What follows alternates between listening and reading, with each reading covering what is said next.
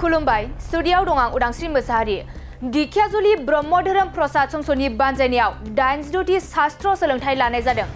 साफ्रोमबो सिबियारिफोरा धोरोमनि गियान आरो नंगुबै मानसिनि गियान मोननो हायो। बेनि थांखिजों दिखियाजुलि ब्रह्म धोरोम प्रसाद संसदा दान मोनफ्रोमबो धोरोमनि गियान सोलोंनाय हाबाफारिखौ लानाय जायो। बेबादिनो दिनै दानि जोबथा सनिबार खालि बे हाबाफारिखौ लानाय जादों। बे हाबाफारिया दिनै 86थि जाबाय आरो बे हाबाफारिखौ दिखियाजुलि ओनसोलनि सिङाव थानाय जिकेबि जोंमा आश्रम फरायसालिनि जयग्यालयाव लानाय जायो। दिखियाजुलि ब्रह्म धोरोम प्रसाद संसदनि आफादगिरि कामेश्वर बसुमतारीनि मासि लानानै दैदेननाय बे धोरोम गियान सोलोंनाय हाबाफारियाव ओनसोलनि गासैबो ब्रह्म धोरोम सिबियारि रायजो राजाफोरा बाहागो लाफैयो आरो बे हाबाफारियावनो फोरोंगुरु महरै बाहागो लायो दुलाराय ब्रह्म धोरोम प्रसाद संसद लाइमोन आफादनि आफादगिरि हेमन्त ब्रह्म बिथाङा लोगोसे सनितपुर जिल्ला ब्रह्म धोरोम प्रसाद संसदनि नेहाथारि खनिन्द्र ब्रह्म बिथाङाबो बाहागो लादों। गिबियाव आं बड'लेण्ड बुब्लि रादाबनिसिम साबायखर बावनाय थाबाय जे दिखियाजुलि आनसलिक ब्रह्म धोरोम प्रसाद संसदनि दैदेननायाव दिनैसिम फैयै फैयै जितु जोंनि धोरोम सोलोंथाइ एबा शास्त्र सोलोंथाइ आयदा बियो 86थि खेब जाफैबाय।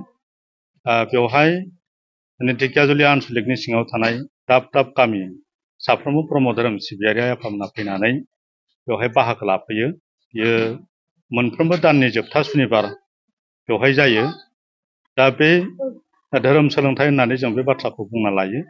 बेवहाय जोंनि धोरोमनि जिथु सान्थौफोर शास्त्रआव लिरनाय जायफोर बोसोनफोर दङ बे बोसोनफोरखौ जों हानायमानि जोङो सोलोङो आरो बेवहाय होनाय बोसोन माखासेफोरखौ जों हानायमानि मावफुंनो जोङो सेस्था खालामो आरो बेवहाय थानाय गोबां रोखोमनि माखासे धोरोमारि सान्थौफोर दङ। बे सान्थौफोरखौ जों सरसा खालामनायाव बा एक्सपेरिमेन्ट खालामनो गोनां माखासे हाबाफारि थायो। दा बेखौ जों खालामबोबाय दङ।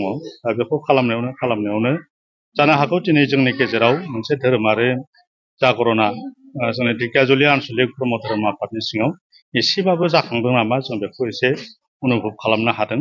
जिहेतु धोरोमाव जों सैथोखौसो संदाननाय जायो आरो सैथोनि सायावनो जों गासिबो शास्त्रनि आयदाफोरखौ फोरोंनाय जायो आरो सोलोंनाय जायो। लाइमोनफोरा धोरोमजों बारा लोब्बा थानायखौ जों नुनो मोना। बेखौ नोजोर बोनानै नोंथांमोना माबाफोर राहा लाफादों? बियो मोनसे जोंनि थाखाय साननो गोनां आयदा जे दिनैनिल' बाथ्रा नङा। सिगांनिफ्रायनो जोंनि बर' समाजनि गेजेराव धोरोमखौ माने गागि सुबुंफोराल' गावसिनि आवथायाव लाखिनानै दोनदोंमोन। बिनिफ्राय फैयै फैनानै जों दिनै एसे बाख्नायनांगोनसो दिनैनि दिनाव माने धोरोमा बयनिबो थाखाय होननानै दिनै गोबां बेक्तिफ्रानो बुंनो नाजायोसै। जाय धोरोमनि गियानखौ जों उन्दै समनिफ्रायनो होनो हायोब्ला सासे गियानि सुबुं हिसाबै दानानै लानो हायो आरो सैथोनि पुजारि हिसाबै सैथोखौनो संदाननानै गावनि जिउखौ बेसेन गोसा दाना लानो हानाय मोनसे गोहोखौ जों नुनो मोनो। आरो जोंनि धोरोम शास्त्रआव बुंनाय दङ, परमहंस शिवानन्द स्वामिया बुंदों जे 7 बोसोर 8 बोसोर जायोबानो गथ'फोरनो जों सत शिक्षा होनाय एबा धोरोम लाहोनाय बे हाबाफारिखौ लालांबाय थायोब्ला निस्सय सानसे समाव बे देरगोन लावगोन देरनानै गियाननि बिगोमा जाहैयोब्ला सासे सुबुं हिसाबै बा सुबुंथि हिसाबै समाजाव गिदिर गिदिर खामानि मावफुंनायाव आरो गावनि बेक्तिगत जिबनखौ मोजाङै दैदेनलांनायाव हेफाजाब जागोन। बेखिनि जोंनि धोरोमगुरु बाबामोनहानो खावलायखानाय दं।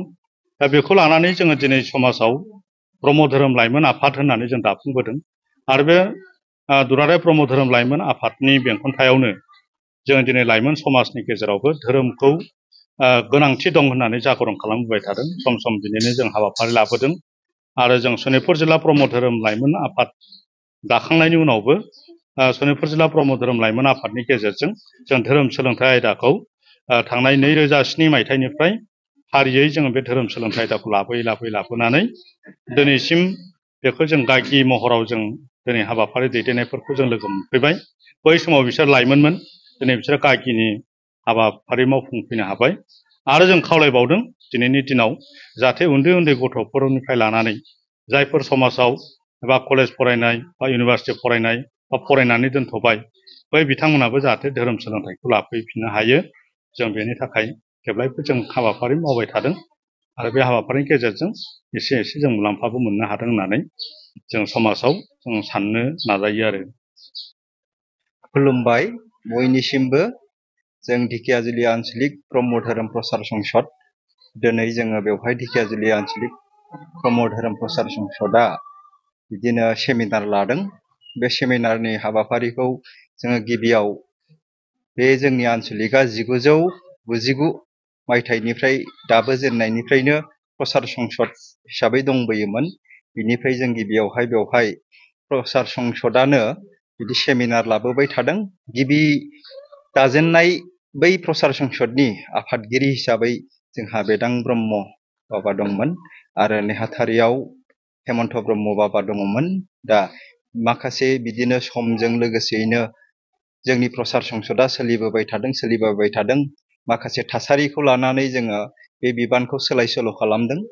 बे बिबानखौ जों सोलाय सोल' खालामफिननाया 2009 मायथाइयाव सोलायफिननाय जादों। बेवहाय आफादगिरि हिसाबै कामेस्वर बसुमतारी बाबा आरो खनेन्द्र ब्रह्म बाबाखौ बे बिबानगिरि आफादगिरि हिसाबै कामेस्वर बसुमतारी आरो नेहाथारि हिसाबै खनेन्द्र ब्रह्म बेखौ जोङो दानानै लानाय जादों। आरो बे समनिफ्रायनो जोङो मासाव खनसे बे जोंनि सोलों फोरों हाबाफारिया सोलिबोबाय थादों। सोलिबोयै दिनैसिम सोलिबोदों। आरो जों मोनसे समावहाय बिबानखौ एसे सोलाय सोल' खालामबावनाय जादों। गिबियावहाय जों 2018 मायथाइयाव बे 2018 मायथाइयाव आफादगिरि हिसाबै गिबियावनि थाखानाय कामेस्वर बसुमतारी बाबाया आफादगिरि आरो नेहाथारि हिसाबै रबेन बसुमतारी बे बाबामोनहा दिनैसिमबो जोंनि बे ढेकियाजुलि आन्चलिक ब्रह्म धोरोम प्रसार संसदनि हाबाफारिखौ दैदेनबोबाय थादों। आरो जोङो बे ढेकियाजुलि आन्चलिक ब्रह्म धोरोम प्रसार संसदआ बे जोंनि ढेकियाजुलि हालामाव थानाय साफ्रोमबो ब्रह्म भक्त आफामोनखौ बिदिनो धोरोमनि फोरोंथाइ होबाय थादों। आरो जोंनि गिबियावहाय फोरोंगुरु हिसाबै जोङो मोननो हादोंमोन। गिबियावहायनो जोङो बेदां ब्रह्म आरो नैथियाव जोङो लोगो मोननो हादों रहेन ब्रह्म नार्जारी। आरो जों फैयै दायो जोंहा जोंनिनो दुलाराय ब्रह्म धोरोम प्रसार संसद लाइमोन प्रसार संसदनि आफादगिरि हेमन्त ब्रह्म बाबा जों बेखौ लानानै जोंनि बे ढेकियाजुलि आन्चलिक ब्रह्म धोरोम प्रसार संसदआ बे फोरोंथाइ हाबाफारिखौ लाबाय थानाय जादों।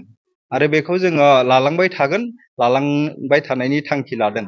जोंनि लानायनि बे खारनानो जाहैबाय जोंनि बे ढेकियाजुलि आन्चलिक ब्रह्म धोरोम बे आफादजों बेंजानाय प्रसार संसदजों बेंजानाय साफ्रोमबो भक्तफ्रा जाहाथे धोरोमनि गियान मोनो आरो साफ्रोमबो गावखौ गुबै असे नंगुबै मानसि हिसाबै धोरोमनि गोहोजों सोरजिनानै दानानै लानो हायो आरो बेजोंनो जों बयबो गोजोनै थानो हायो।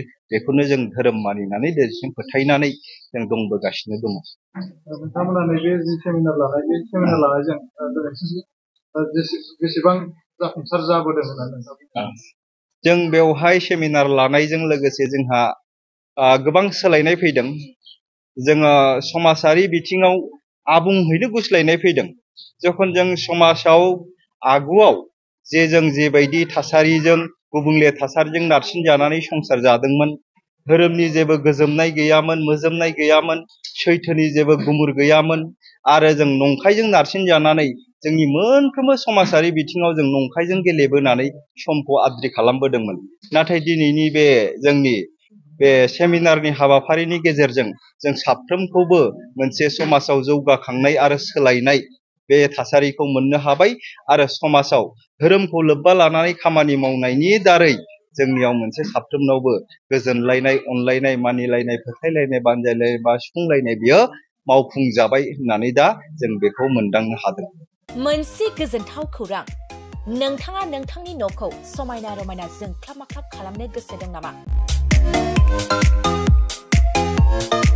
थारैनो नोंथाङा नोंथांनि न'खौ समायना रमायना साजायनो गोसो दंब्ला नोंथांमोननि थाखाय बिजनेस बेन्स प्रडाक्ट्स कम्पानिया गोजोनथाव खौरां लानानै फैदों। गोदान बोसोर रंजालि बैसागु फोरबोजों लोब्बा लाखिनानै बेन्स प्रडाक्ट्स कम्पानिया नोंथांमोननि थाखाय अफार होनाय जादों। चिरां जिल्ला बेंटल गेट 27 राजा लामानि एबा सिबिथाय लामानि साखाथियाव नोंथांनि न'खौ समायना रमायना खालामनो गोसो जानाय रायजो राजाफोरनि थाखाय बिजनेस बेन्स प्रडाक्ट्सआ लानानै फैदों गोजोनथाव खौरां। पलिग्रेनाइट, WPC एबा PVC, wooden flooring, wallpaper, steel roofing, soffit ceiling बायदि गाबनि न' साजायग्रा खम बेसेनावनो नोंथांमोना बायनानै लांफैनो हागोन। बेनि अनगायैबो नोंथाङा गोबां बाथ्रा मिथिनो थाखाय नैबे 8474015053 जानबुं नम्बरनि गेजेरजों नोंथाङा फन खालामनानै मिथिनो हागोन।